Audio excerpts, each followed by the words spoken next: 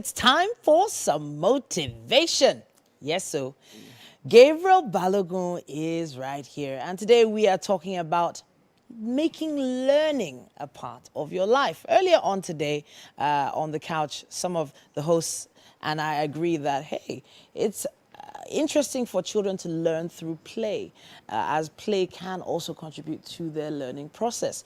Yes, you're an adult, but learning should become part of your life. He's dedicated his life to being an advocate for transforming learning and development into a strategic business driver, leveraging a powerful combination of strategy, technology, people, and content. It's great to have you in the building, Gabriel. Thank you very much. All right, so you came to give us today. I was expecting the suit and tie, but you didn't give us that today. Nah. So what's the motivation behind this look? I think that I just wanted to not necessarily tone it down a bit, but I wanted to appear a bit different than the usual student. I mean, I'm a style advisor, so my ability to play around different looks. Okay, well, it's working.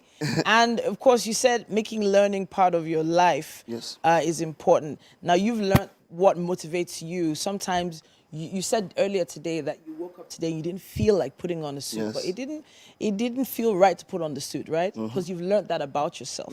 It feels like people need to start learning more about themselves little by little. Talk to us. Yeah, I think that the biggest gift you can have is self-awareness. Your ability to know what turns you on, what makes you, and I mean turn you on not sexually, but what turns you on, what activates your energy. There's a concept of, and it's pretty interesting that you brought up the whole clothing thing. There's a concept called enclothed cognition, which means that it basically is a psychological effect a specific piece of clothing has on your mood. So there's certain people that would not do certain things except they dress a certain way because it cheers them up. And that comes from self-awareness. So I think the first thing you need to settle is, who am I? What makes me tick?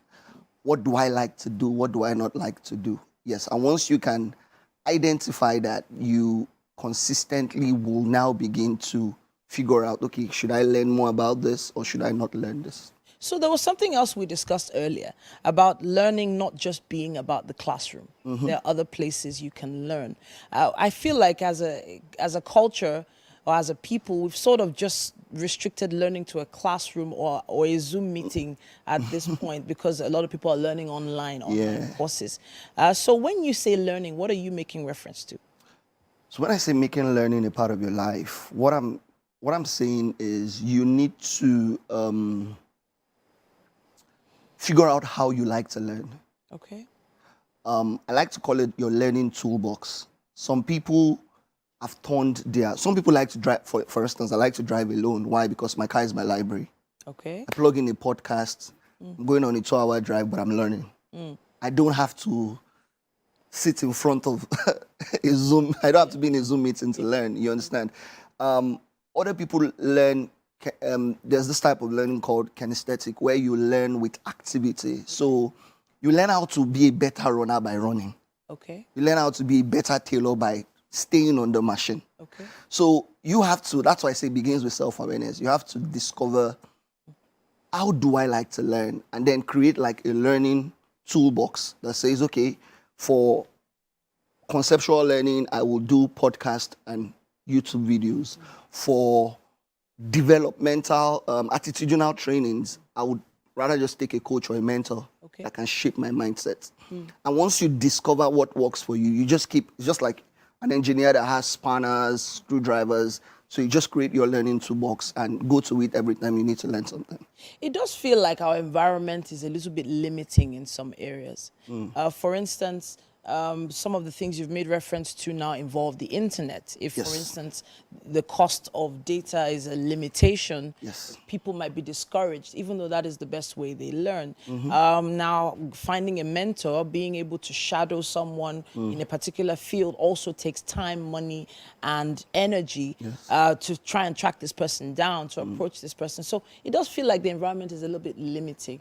When people consider those limitations, it sort of makes them draw back from this issue of learning. You know what? I've learned enough. So this brings me to my next question. What age do you think learning should stop? I don't think learning ever stops. Okay. There's this popular musician, I think his name is Mozart. Okay. Mozart started learning music at age 3. He wrote his first composition at 5. Yeah. That's how magnificent the brain is.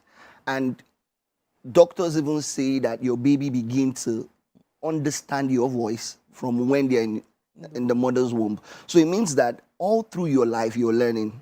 And sometimes we are learning subconsciously where you actually pick up things. So have you ever had maybe a mom or a senior sister that you spend so much time with, and then you realize that you're on your own and you're doing the things they do, and you're wondering, I just caught myself doing what my mom does, and I actually don't like it. So I think that there is no time to stop learning. You have to consciously, the mistake people make is that they don't intentionally do it. Okay. So I usually say, identify what you want to learn. I'm a big fan of identifying things. Okay. Identify what you want to learn. Create a to-learn list, not necessarily a to-do list. To-learn list. Create a to-learn list, and then block time to do it. So this month, I want to learn how to be a better conversationalist.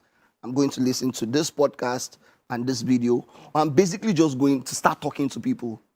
Start listening, start knowing what right questions to ask so that I can become a better conversationalist.